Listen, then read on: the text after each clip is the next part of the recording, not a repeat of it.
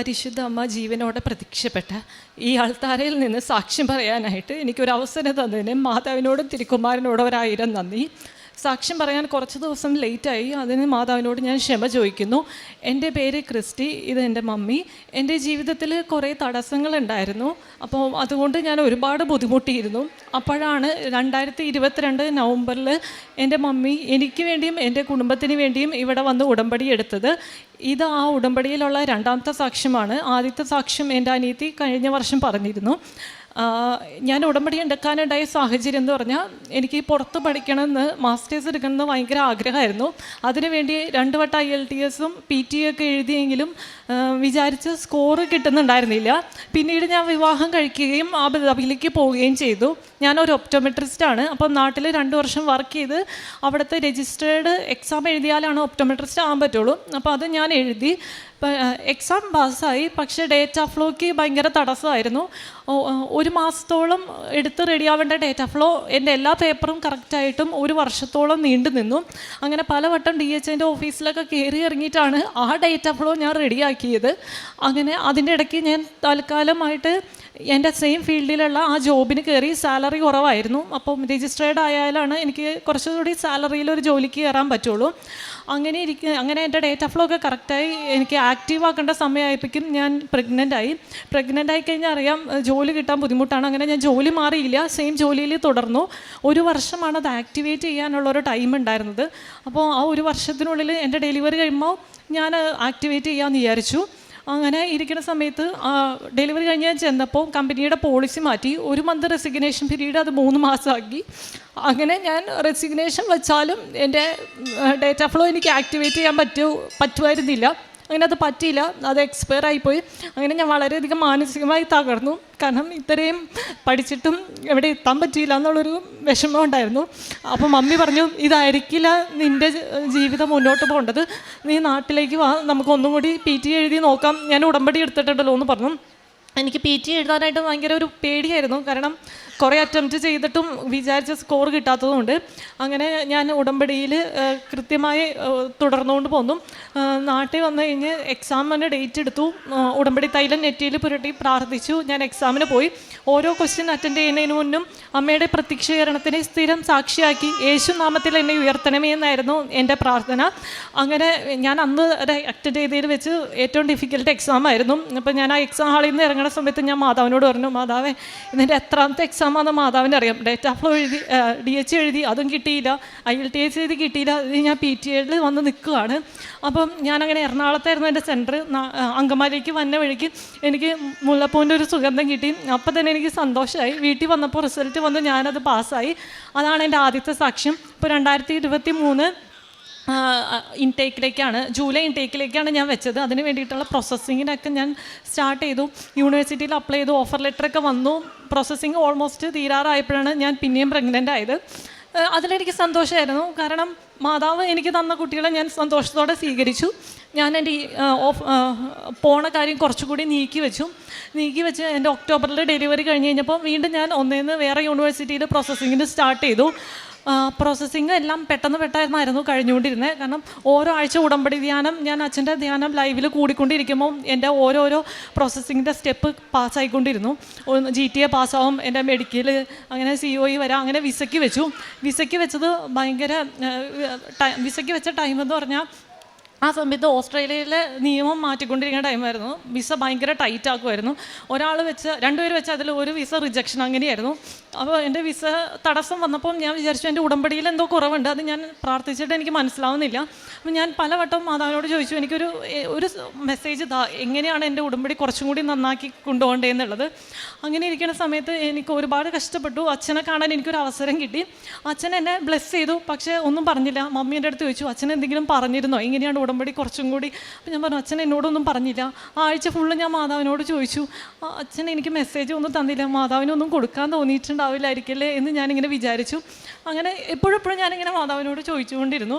അപ്പോൾ ആ ആഴ്ചയിലെ ഉടമ്പടി ധ്യാനം ഞാൻ മുടങ്ങാതെ എല്ലാ പ്രാവശ്യം ധ്യാനം കൂടാറുണ്ട്. ചൊവ്വാഴ്ച കൂടിക്കൊണ്ടിരിക്കുന്ന സമയത്ത് അച്ഛൻ്റെ ടോക്കിൻ്റെ ഇടയിൽ പെട്ടെന്ന് അച്ഛൻ പറയാണ്, നിനക്ക് വിസ വരും, നീ ഓസ്ട്രേലിയയിലും പോകും, പക്ഷെ നിത്യത വരെ എത്തത്തില്ല, അതാണ് നിൻ്റെ ഉടമ്പടിയിലെ കുറവെന്ന്. അപ്പോഴാണ് ഞാൻ മാറ്റേണ്ടത് മനസ്സിലായത്. എൻ്റെ ഉടമ്പടിയിലെ നിയോഗങ്ങൾ, മാർഗവും നിത്യതയാണ് എൻ്റെ ലക്ഷ്യവുമാക്കേണ്ടത്. പിന്നെ അതിനു വേണ്ടിയായി എൻ്റെ പ്രാർത്ഥന. അങ്ങനെ 83 ദിവസത്തിന് ശേഷം എൻ്റെ വിസ വന്നു. ഞാൻ മാർച്ചിലേക്കായിരുന്നു ഞാൻ ഉദ്ദേശിച്ചിരുന്നത്. പക്ഷേ എൻ്റെ ഡെഡ് ലൈൻ തീർന്ന പിറ്റേ ദിവസമാണ് എനിക്ക് വിസ വന്നത്. അപ്പോൾ അത് ജൂലൈയിലേക്ക് നീണ്ടുപോയി. പക്ഷേ എങ്കിലും ഞാൻ ഭയങ്കര സന്തോഷമാണ്. കാരണം എൻ്റെ കൊച്ചിൻ്റെ കൂടെ കുറച്ച് നാളും കൂടി ഞാൻ വേണമെന്ന് മാതാവ് ആഗ്രഹിച്ചുകൊണ്ടായിരിക്കും അത് നീട്ടി തന്നത്. അതിന് ഒത്തിരി നന്ദി.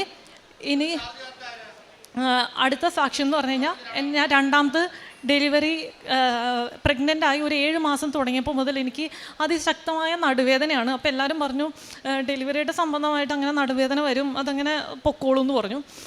ഡെലിവറി കഴിഞ്ഞ് കഴിഞ്ഞിട്ടും മാറുന്നുണ്ടായിരുന്നില്ല. എനിക്ക് ഇരിക്കാനോ നിൽക്കാനോ നടക്കാനോ ഒരു 2 മിനിറ്റ് ഇരിക്കാൻ പോലും പറ്റത്തില്ല, ഫീഡ് ചെയ്യാനോ ഒന്നും പറ്റത്തില്ല. അപ്പോൾ ഞാൻ ഡോക്ടറെ കണ്ടു കഴിഞ്ഞപ്പോൾ ഡോക്ടർ പറഞ്ഞു അത് മാറിക്കോളും, എല്ലാവർക്കും ഡെലിവറിയിൽ വന്നാൽ നിൻ്റെ നോർമലായിരുന്നു, ഒരു കോംപ്ലിക്കേഷനും ഉണ്ടായില്ല, അത് മാറിക്കോളും എന്ന് പറഞ്ഞു. അങ്ങനെ ഒരു 3 മാസം കഴിഞ്ഞിട്ട് മാറണില്ല. എനിക്ക് ഒരു സൈഡത്തിൽ കിടന്നു കഴിഞ്ഞാൽ എനിക്ക് ഞാൻ തന്നെ തിരിച്ചു വെക്കണം, അത്രയ്ക്ക് എനിക്ക് പെയിൻ. എനിക്ക് കാലൊന്നും അങ്ങോട്ട് നീക്കാൻ പറ്റണില്ല. അങ്ങനെ എക്സ്റേ എടുത്ത് നോക്കി കഴിഞ്ഞപ്പോൾ അവർ പറഞ്ഞു MRI എടുത്ത് നോക്കാം. MRI എടുത്ത് കഴിഞ്ഞപ്പോഴാണ് ഡിസ്ക് ബൾജ് ഉണ്ടെന്ന് കണ്ടുപിടിച്ചത്. അപ്പോഴാണ് എൻ്റെ വീട്ടുകാർക്ക് പോലും മനസ്സിലായത് ഇത്രയും നടുവേദന ഉണ്ട്, ശരിക്കും ഡെലിവറിയുടെ സംബന്ധമായതല്ല, എനിക്ക് നല്ല നടുവേദന ഉണ്ടെന്ന്. അപ്പം ഞാൻ എല്ലാ ദിവസവും ഉടമ്പടി തൈലം വെച്ച് നടുവിന് പറ്റി മമ്മി പറഞ്ഞു ഇത് പറ്റി പ്രാർത്ഥിക്ക്, എന്തായാലും മാറുമെന്ന്. അങ്ങനെ ഞാനത് പുരട്ടി പ്രാർത്ഥിച്ചുകൊണ്ടിരുന്നു. അപ്പോൾ ഇത് ഡിസ്ക് ബൾജാന്ന് കണ്ടുപിടിച്ചുള്ള നെക്സ്റ്റ് ചൊവ്വാഴ്ചയുടെ ധ്യാനം. ധ്യാനം എനിക്ക് ഭയങ്കര ഇഷ്ടമാണ്. കാരണം ഓരോ ധ്യാനത്തിലും എനിക്ക് ഓരോരോ അനുഗ്രഹങ്ങളൊക്കെ കിട്ടിക്കൊണ്ടിരിക്കണം. അപ്പം ഞാൻ ആ ധ്യാനം കൂടിക്കൊണ്ടിരിക്കുന്ന സമയത്ത് മാതാവിനോട് പറഞ്ഞു എൻ്റെ പ്രായം എത്രയാണെന്നറിയാം, ഞാൻ ചെറിയ പ്രായമാണ്, ഈ പ്രായത്തിൽ ഇപ്പോഴേ ഡിസ്ക് ബൾജ് വന്നാൽ ഫ്യൂച്ചറിൽ ഞാൻ എന്ത് ചെയ്യും, എനിക്ക് എങ്ങനെ എന്താണെന്നൊന്നും അറിയില്ല, മാതാവ് എനിക്കിത് മാറ്റിത്തരണം എന്ന് പറഞ്ഞു. ആ ആരാധനയുടെ സമയത്ത് അച്ഛൻ ഇവിടെ നിന്ന് പറഞ്ഞു ഡിസ്ക് ബൾജ് ഉള്ള ആരെ കാണിച്ചു തരുന്നുണ്ട്. ഞാൻ അത് എന്നെയാണെന്ന് ഉറപ്പിച്ച് വിശ്വസിച്ച് പ്രാർത്ഥിച്ചു. അതുവരെ ഞാൻ ബെൽറ്റ് ഇട്ടുകൊണ്ടാണ് നടന്നത്. അന്ന് മുതൽ എനിക്കിതേ ഇന്ന് വരെ ആ നടുവേദന പിന്നെ വന്നിട്ടില്ല. എൻ്റെ അടുത്ത് ഡോക്ടർ പറഞ്ഞത് 3 മാസം ബെൽറ്റ് ഇട്ട് കിടക്കണം, 3 മാസം ബെൽറ്റ് ഇട്ട് ഇരിക്കണം, ട്രാവൽ ചെയ്യാൻ പാടില്ല, കുട്ടീനെ എടുക്കാൻ പാടില്ല, കുനിയാൻ പാടില്ല, അങ്ങനെ കുറേ റെസ്ട്രിക്ഷൻസ് തന്നു. ഫുഡിൻ്റെ ഡയറ്റ് ശരിയാക്കണം, വെയിറ്റ് കുറവാതെ കൊണ്ട് മസിൽ ഗെയിൻ ചെയ്യണം, അങ്ങനെയൊക്കെ പറഞ്ഞു. അതിനുശേഷം ഞാൻ ഓൾമോസ്റ്റ് എല്ലാ ആഴ്ചയിലും ഞാൻ ഇവിടെ വരെ കൃപാസനം വരെ ഞാൻ വന്നു അങ്കമാലിയിൽ നിന്ന്. അതിൻ്റെ വലിയൊരു സാക്ഷ്യമാണ്. അതാണ് എൻ്റെ 3ാമത്തെ സാക്ഷ്യം. ഇത്രയും അനുഗ്രഹങ്ങൾ തന്ന മാതാവിനും യേശുവിനും 1000 നന്ദി. കാര്യം പ്രവൃത്തിയായി ഞാൻ ചെയ്തുകൊണ്ടിരുന്നത്, ഞാൻ കൃപാസനത്തിൽ, ഞാനും മമ്മിയും ഇവിടെ കൃപാസനത്തിൽ വന്ന് എല്ലാ മാസവും പത്രം മേടിക്കും. ഞാൻ വീടിൻ്റെ അടുത്തൊക്കെയാണ്, ഞാൻ പള്ളികളിൽ പോയാണ് ഞാൻ കൊടുക്കാറ്. ഞാൻ പ്രഗ്നൻ്റ് ആയതുകൊണ്ട് ഒരുപാട് എനിക്കൊരു ട്രാവൽ റെസ്ട്രിക്ഷൻ ഉള്ളതുകൊണ്ട് മമ്മി എല്ലായിടത്തും പോയി പത്രങ്ങൾ കൊടുക്കും. എല്ലാ ആഴ്ചയിലും അല്ലെങ്കിൽ 2 ആഴ്ച കൂടുമ്പോൾ ഞാൻ കുമ്പസാരിക്കാറുണ്ട്. പറ്റുന്ന ദിവസങ്ങളിലെല്ലാം കുർബാനയ്ക്ക് കൂടും. പിന്നെ അനാഥാലയങ്ങൾ സന്ദർശിക്കും. എല്ലാ മാസവും അനാഥാലയത്തിൽ പോയി അവിടുത്തെ രോഗികളുമായി സംസാരിക്കും, ഭക്ഷണം കൊടുക്കും. ഇത്രയും അനുഗ്രഹങ്ങൾ തന്ന മാതാവിന് 1000 നന്ദി. യെശയ്യാ പ്രവാചകൻ്റെ പുസ്തകം 30-ാം അധ്യായത്തിൽ തിരുവചനങ്ങൾ ഇപ്രകാരം പറയുന്നു: യുവാക്കൾ പോലും തളരുകയും ക്ഷീണിക്കുകയും ചെയ്തേക്കാം, ചെറുപ്പക്കാർ ശക്തിയറ്റു വീഴാം. എന്നാൽ കർത്താവിൽ ആശ്രയിക്കുന്നവർ കഴുകന്മാരെ പോലെ ചിറകടിച്ചുയരും. അവർ ഓടിയാലും തളരുകയില്ല, നടന്നാൽ ക്ഷീണിക്കുകയുമില്ല. അനുഭവ സാക്ഷ്യത്തിൽ തൻ്റെ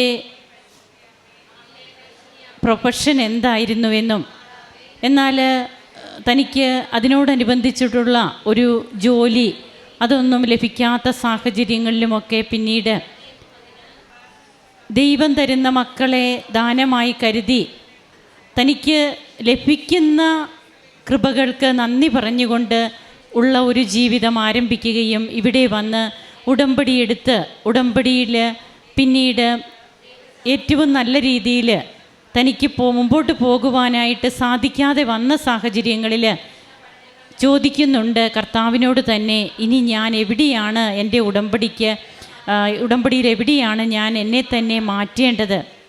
ബഹുമാനപ്പെട്ട VP ജോസഫ് അച്ഛൻ്റെ ഉടമ്പടി ധ്യാനം, ആ ധ്യാനത്തിലൂടെ ഒത്തിരിയേറെ മക്കളാണ് തങ്ങൾക്ക് ശരിയായിട്ടുള്ള ബോധ്യങ്ങൾ കിട്ടുന്നത്. എങ്ങനെയുള്ള ഒരു ഉടമ്പടി ജീവിതമാണ് തങ്ങൾ നയിക്കുന്നതെന്നും ഇനി അവിടെ എന്തൊക്കെ മാറ്റങ്ങൾ വരുത്തണം, മാറ്റങ്ങൾ വരേണ്ടവരാണെങ്കിൽ ഇങ്ങനെയുള്ള കാര്യങ്ങളൊക്കെ ഒത്തിരിയേറെ സാക്ഷ്യങ്ങളിൽ ഇവിടെ പങ്കുവെച്ച് നാം കേൾക്കുന്നുണ്ട്.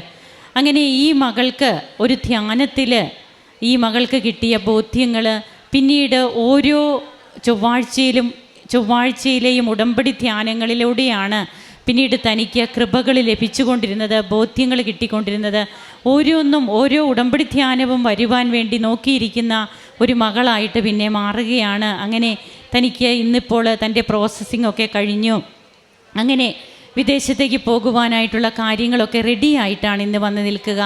അതിനിടയിൽ തനിക്ക് കിട്ടിയ രോഗസൗഖ്യം, ഉടമ്പടി നേർച്ച വസ്തുക്കളൊക്കെ എങ്ങനെ ഉപയോഗിച്ചു, അങ്ങനെ തിരുവചനം പറയുന്നത് പോലെ എങ്ങനെയാണ് കർത്താവിൽ ആശ്രയിക്കുന്നവർ കഴുകന്മാരെ പോലെ ചിറകടിച്ചുയരുക.